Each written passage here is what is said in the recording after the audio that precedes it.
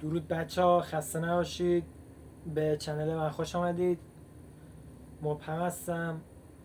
اومدم ریاکشن به یکی از رپرهای نسل 4 بریم. اسم اون رپرم هست سائقه.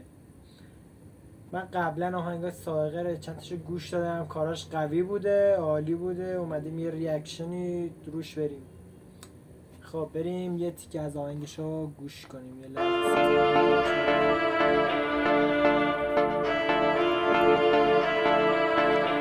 سائقه دلم تنگ میشه اگه راه داره برگرد بیا، دلم هر شب میشه تنگتر بیا. همه میدونن که بمبت کردی یا سر حرفای من تو لچ کردی یا، ولی من ببین خوبه رو کار خیلی قویه، عالی رفت تو کار.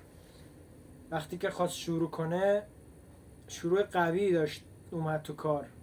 من ببین خوبه تو میخوام ولی قسم میخورم اونو تن تو میخوان. آره خوبه تو میگم ولی بد تو میخوام. من واسه تو میزنم هر سگ دویی، مهم نی غرورمو پر کنی. کش بشه فقط منو درکم کنی.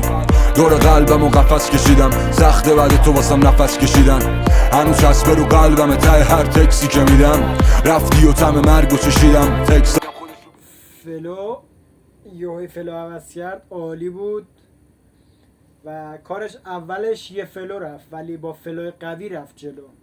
وقتی که یوهی فلو عوض کرد عالی بود. تا اینجای کارشو واقعا پسندیدم. حالا از نظر مردم نمیدونم چطوره، ولی حتما پیج اینستاگرامش زیر اینجا تگ میکنم. حتما دنبالش کنی. حتما یه پیام به من بده که من از با خبر شم و ریاکشنی روی رپات برم. مرسی که هستی. گودبای.